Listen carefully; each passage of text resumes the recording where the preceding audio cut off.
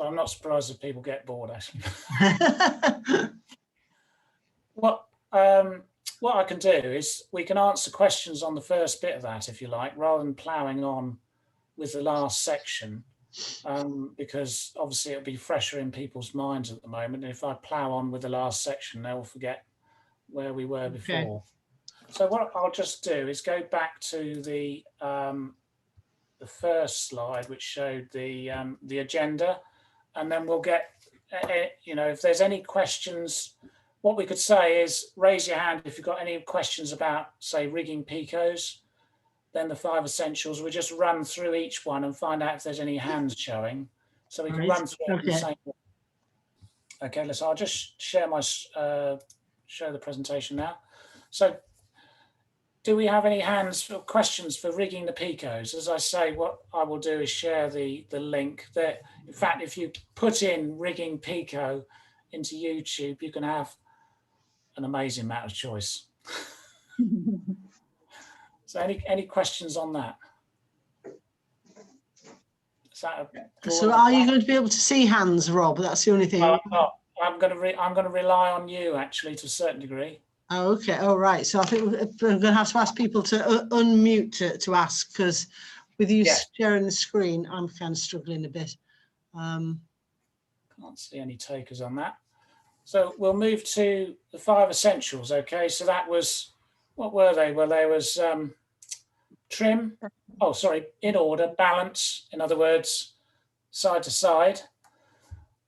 Whether you're feeling comfortable or uncomfortable or flat.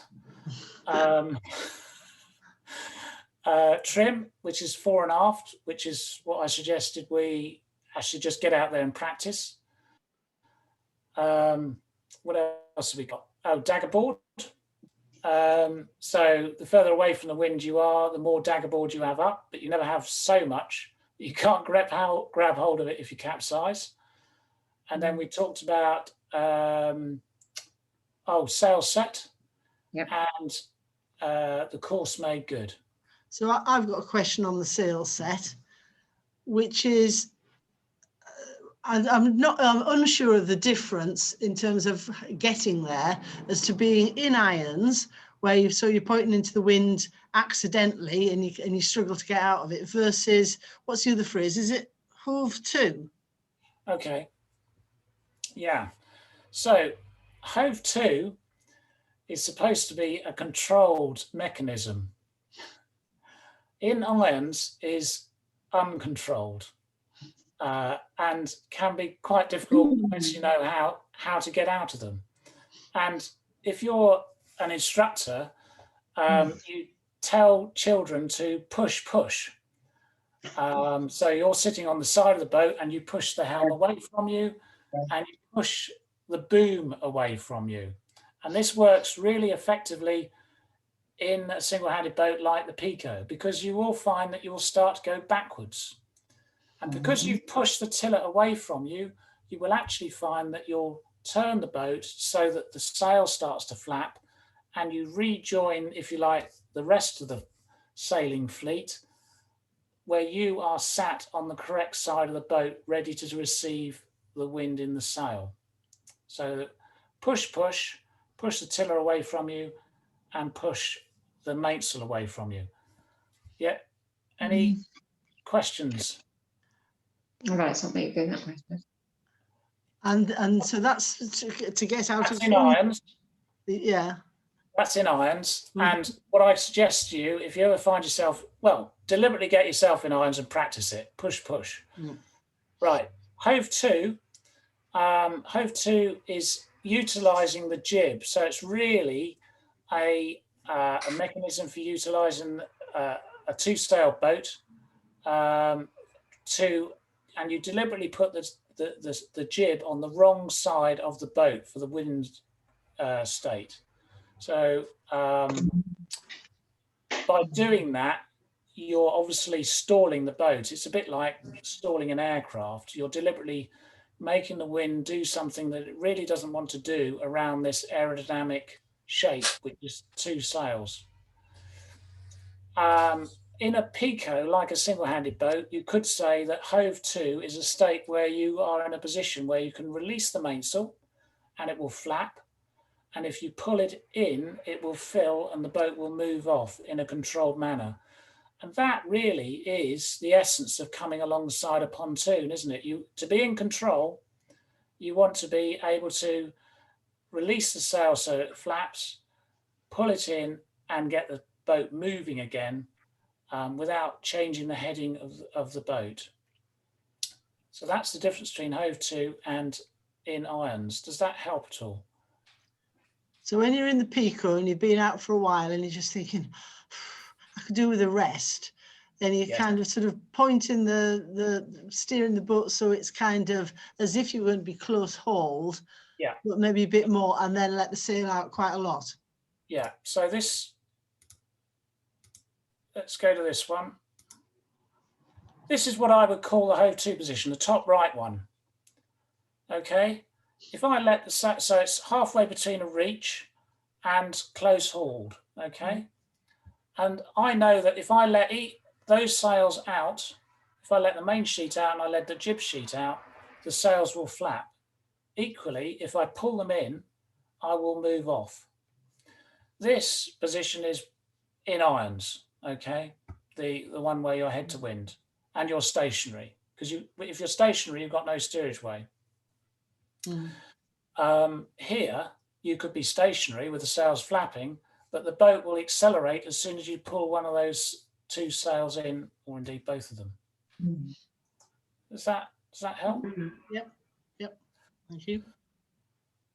Right, let's just go back to the beginning again.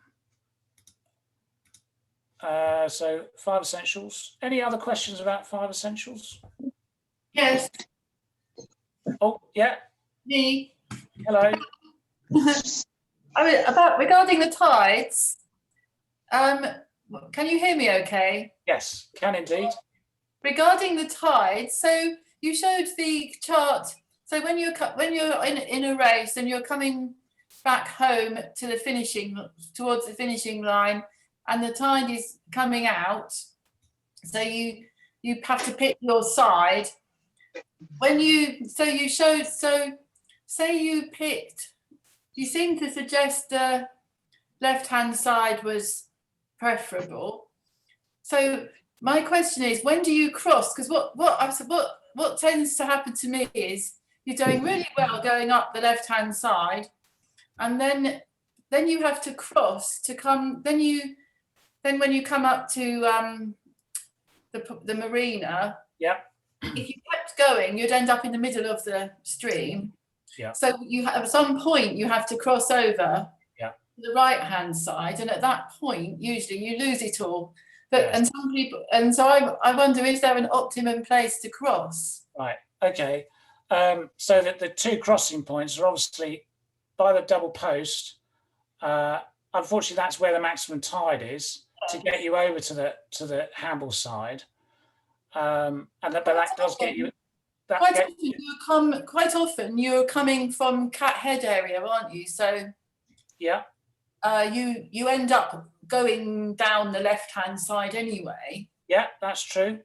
And then what you're talking about is inside the river. Okay. Yes. Now, okay, so what you tend to find, there's a pontoon on the left-hand side, on the handle side, and you can use that pontoon and whatever boats are attached to it, which are quite often power boats or very large boats, as a shadow. They create a shadow to the tide, so you can creep up this shore until you get quite close to that pontoon. You then have to dive across to the centre pontoon. Yes. And if you're lucky, there's nobody moored there, in which case you can tuck yourself really close to the pontoon, and you'll actually find that, again, the pontoon itself slows the tide down. So there'll be actually a very small shadow if you're close to, or should I say, if you're technically minded, a boundary layer, very close to the pontoon. So you can go close to the pontoon all the way up to where you have to recross the river to get alongside the landing pontoon. So that's something that I sometimes do when I'm racing. That's a good trick, because I always think you have to cross over to get to the finish line that side. But that's great if you can carry on creeping up there in a little side shadow. And indeed, this area here, where you've got the green and red post, you'll get a shadow from that tide extending a good 50 feet downstream of it. So you can utilise that as well. Good. Thank you. Giving all my trade secrets away now. Yeah.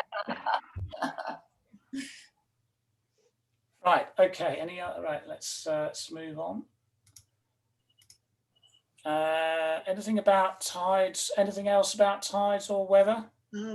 Yes, I had a question about tides. When you said if the tide's going out in the evening, it's a spring tide. I just wondered what your definition of evening was. When does it start and end? Yeah. So if you've got a high water time around midday, then it's a spring tide. Right. And that's just a fact of life in the Solent. Okay. Which means that if you've had a high water time, as say about midday, then come evening time, 6 o'clock, maybe 7 o'clock, it's almost low water. Because that's the length of time it takes to go out. Yeah. And of course, that means that low water, and we'd say a Tuesday evening, if you've got a low water when you arrive down on the pontoon, it will be quite a severe low water because it is a spring tide. Okay.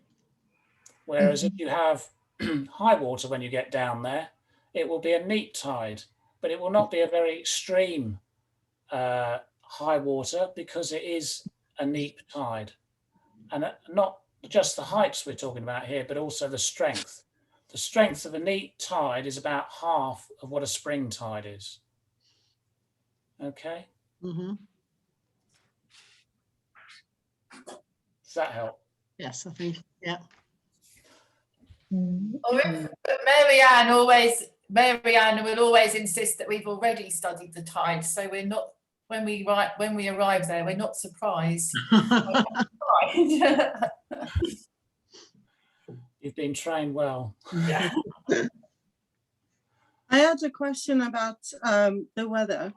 Can you say a bit more about what you think is good conditions for us and where you think wind conditions are starting or sea conditions are starting to be challenging for our group? So when we go out on our own, we can have some pointers.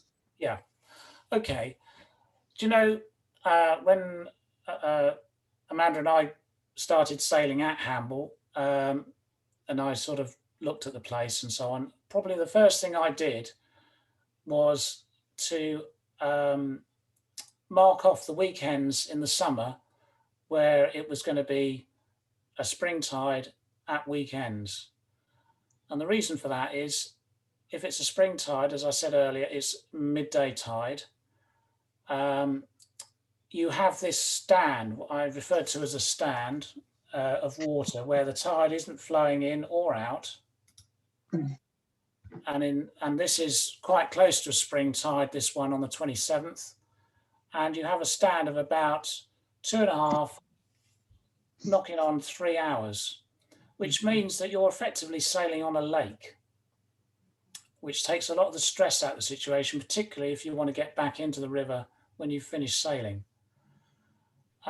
So I would, if I was starting out and I wanted to go sailing and I was on my own, had some experience but was a bit nervous or wanted to know what the best way was, I would literally look at a tide table through the year, decide which days you want to go, you know, if it's consistently going to be the weekends that you're going to go out, I would just look down the tide tables for those weekends where you've got a spring tide, in other words, a midday tide, and you will have a period of about 2.5 to 3 hours around midday to 3 o'clock when you can go out without significant tidal effects. More importantly, you'll have enough water over the bank on the Hamble side to get across the bank and straight into the area where Cat Head is. And the key thing around key thing about Cat Head and that area around it is there's nobody else there, unless you're unfortunate enough to meet the fishermen. But, you know, that aside, more often than not, you won't find anybody else there. And it's a clearer area of wind. You'll get better wind conditions there, particularly if the wind conditions are quite light, than you would in, say, Kipper Pond. Okay, because your Kipper Pond, you're quite often close to the trees. So if conditions are light, you might feel anxious about going out to the river because you'll be anxious about being able to get back in again. But as I say, if you do it around this period of the stand, you don't need to worry about getting back into the river unless the wind dies completely, okay? And that's just one of those things. But on the whole, at midday, you should be seeing a sea breeze. In the summer months, see a sea breeze picking up. So it's highly unlikely that you're going to get a circumstance where the wind's dying at the end of one of your periods of sailing on a summer day. So Does that help? in the example there, Rob, where you're saying that, you know, the stand is like almost at 2.5 hours because it's over lunchtime and it's a spring tide. Are we saying we never get that length of stand, like if we go in the evening? Yeah. Yeah, so with a neap tide, you don't get the stand. I'm desperately looking for, here we go. Yeah, so fine, Southampton. This is one I prepared earlier. You can tell, can't you? Oh, here we go.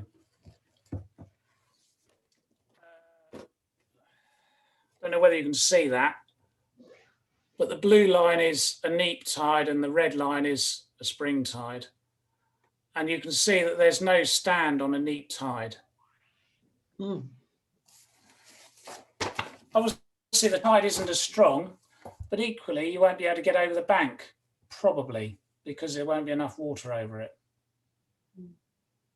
Now, this is going to be, and this is potentially a dumb question, but are all tides either spring or neap, or is there something in between? There is indeed something in between. It changes. You go from a spring to a neap every week. So it takes a week to go from one to the other. So halfway between the two, you will find a state of tide, which is halfway between the two.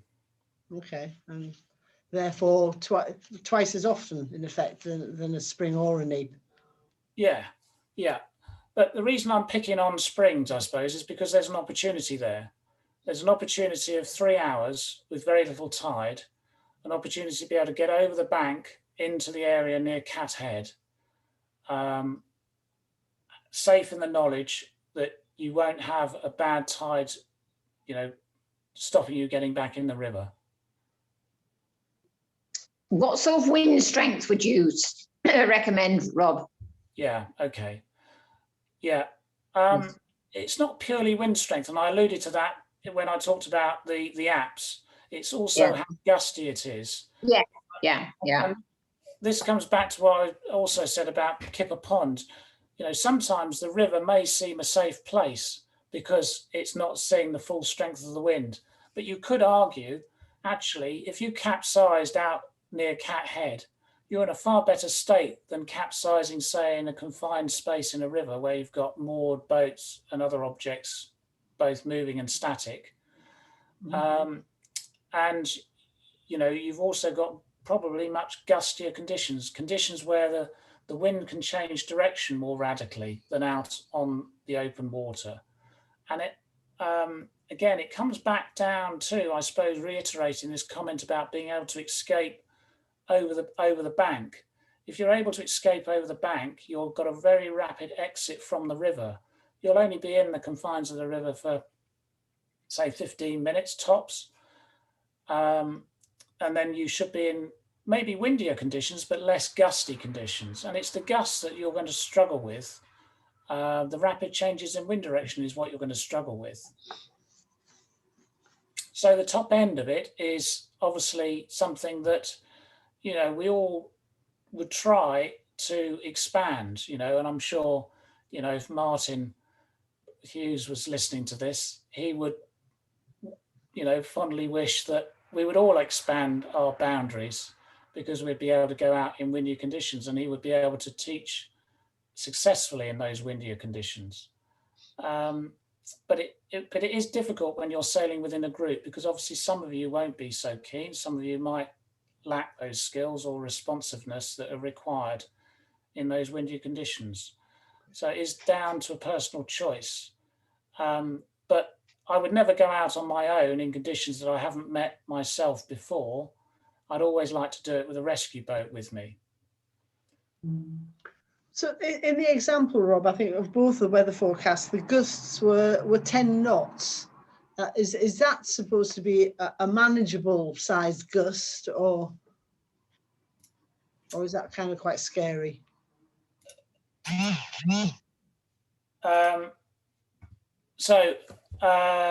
On the app, it was blowing generally about 12 knots and then gusting 22 knots. Mm-hmm. I think most of the time that you've been out, the upper end is around, certainly at the beginning of the season, I would say your upper end is around gusting 16 to 17 knots. Towards the end of the season, it might be over 20 knots. That's just based on my experience of what I've seen and heard. So it's not necessarily the difference between the forecast wind speed and the gust. It's more look at the absolute of what it's forecasting the maximum gust to be. Yes, I think you need to look at the maximum. It's because the maximum will happen. It's not a statistical might happen. It will happen. Does the wind tend to more likely to change direction in a gust? Yes, most definitely. Yeah. You can see this on the water. You can see a gust coming in, and sometimes it will come down almost vertically. And when it hits the water, just like a pebble hitting the water, it will spread out in all directions. And depending on where you are on that point where the gust has hit the water, depends on what will happen to the wind, whether it will suddenly head you, in which case the sails might flap, or indeed whether the wind might ease behind you slightly, in which case you might accelerate some more.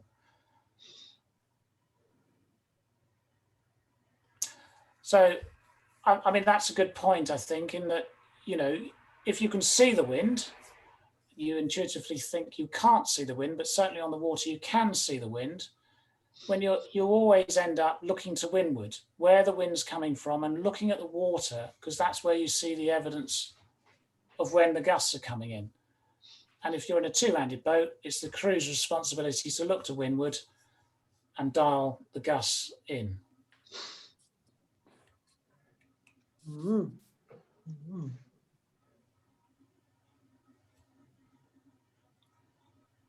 Do you have any more questions? I think, as I say, I think that's pretty, unless you've got any other comments. But what we can do is, I say, we'll send the links through on an email with those two videos.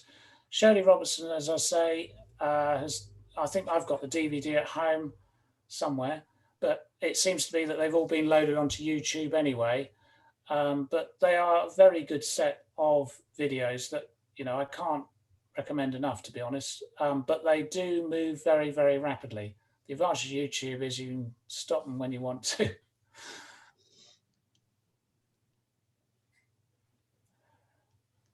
Anything else? I've had my 3 questions answered, thank you. I'm sure I could come up with some more. Yeah. Was that any use? I mean, it's very difficult to give a theoretical talk this far removed from when you've actually been in a boat. So this is why I stressed about, for example, the trim.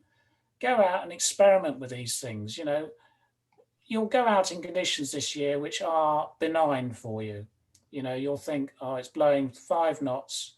I've been here, got the T-shirt. I'll tell you what, you know, I'll just have an easy evening of it. But, you know, there's lots of things you can practice in your own time, particularly in a Pico, and getting into irons, getting out of irons, looking at trim, balance, sail set, they're all things that you can practice really, really easily in a single-handed boat in particular. You don't even have to discuss it with your partner. You just get on and do it. And I can't overemphasize that. You might get some puzzled expressions from the bloke in the rib who's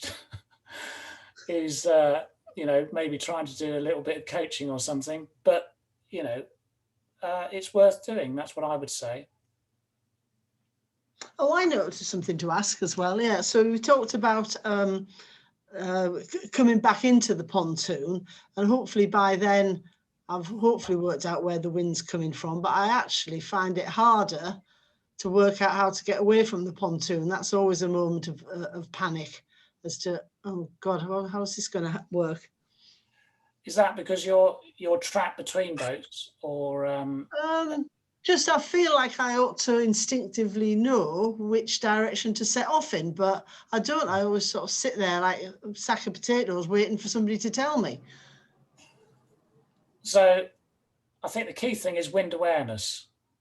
You need to be, if you can't work out what's going to happen because you're not familiar, if you like, with the wind awareness, the easiest thing to do is to gradually bring the main sheet in. So tighten the sail and you'll start to see the sail fill, or not, as the case may be. Maybe you'll just bring the sail in and it will still keep flapping, in which case if it's still flapping when you've brought it all the way in, you're obviously heading directly into the wind. You've got very little boat control under those circumstances. So you need to point the boat, maneuver the boat in a position where, like I said before, if you're effectively a hove to position where you're able to ease the sail out and let it flap and pull it in and let it fill and accelerate the boat. Because it's by accelerating the boat that you get movement of water over the rudder, and that's when you've got control of the boat. So I would say the key thing is wind awareness, is understanding where the wind is coming from and how the boat is pointing relative to the wind, and then work on that. Okay, does that help? Well, it's yes, the basics are right, aren't they? I probably know where the wind's coming from. I don't think anyone, even Shirley Robertson, sort of instinctively knows. I think they would they'd be on the pontoon and they would work it out. They'd say, well, the wind's coming from here, therefore I need to go off on that tack. Not like, I don't think it's something that's like, Right. They all work it out. Yeah. They work out that one. Yeah, there's always the flag at the top of the harbour master's building. Yeah, there is indeed. Yeah. What I've realised, I've missed off coming onto a beach, which I mean, I don't know if you want to. Didn't we? Yes, yeah. How much time we got? Oh, yeah. Bags. Okay. Do you want me to just cover that quickly then? Yeah. Okay. Here we go. I'm afraid I must go because my dinner's ready. But thank you. What have we got for dinner? We've got pork chops and a sort of a vegetable melange. All the old vegetables out of the fridge all mixed up together in a pot. I'm feeling already. That was fabulous. Cheers. Bye. Cheers. I'll just quickly show you these things then. So we talked about coming onto a pontoon, which is where Karen was coming in earlier. Sorry, not Karen, was it? Who was it who was talking there? Oh, it was Karen, wasn't it? Anyway, yeah, so we talked about, you know, the basic hove to position, if you want a better expression, where if you pull the sails in, the sails will fill, the boat will accelerate. If you let them out, they will flap. Because if they don't flap, in other words, they're held up against the shroud, for example, then you won't be able to stop, will you? Yeah. So if we're going to come into a beach, again, key thing, let the kicking strap off. Now, in these circumstances, I've got the dagger board down as I approach the beach, okay? And the only reason I pick it up, if you like, is because I can hear it scraping on the bottom. And if that's the circumstance, then the boat will move in line with the direction it's pointing. Oh. Now, if I'm looking for a hole like this, I want to come into this beach, then I might decide to aim directly at it like this. But you can see under those circumstances, you've got the wind slightly further around, so it's a broad reach, what I would call a broad reach, and the mainsail is still filling. Get that in my teeth. So I've let it out as far as I can let it out, but it's still filling, in which case I cannot stop the boat. Kapow. Yep. Now, I wouldn't suggest taking the dagger board out completely, but what you can do is lift it up in an exaggerated way. And if you were to do that, you'll actually find the boat goes sideways. And because it's going sideways, you can point the boat closer to the wind, but still get into that tight spot, and still have control, because you'll obviously be able to ease off or pull in the mainsail to gain steerage way. Okay. I think that's it. Oh, no, it isn't. There was that bit there. So, the recommended, yeah, I suppose it's like coming to a pontoon. You're not going to head straight in at it. You want to be at kind of 45 degrees. Yeah. And this technique would work at a pontoon as well. You know, if you struggle to come alongside a pontoon without the mainsail filling, you can lift the centerboard up and you can slide sideways. I can't reiterate enough letting the kicking strap off. Also very helpful. Right.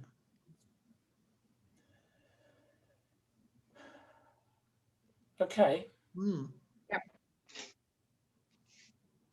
I hope you found that useful anyway. As I say, I tried to make it focused on the river itself and what you're likely to meet. Really helpful. Thank you very much. Good. Well done. Thank you. Thank you very much indeed, Rob. Thank you very much, Rob. Just as I said before, just have a safe sailing season this year. Okay, there's going to be a lot of people on the water.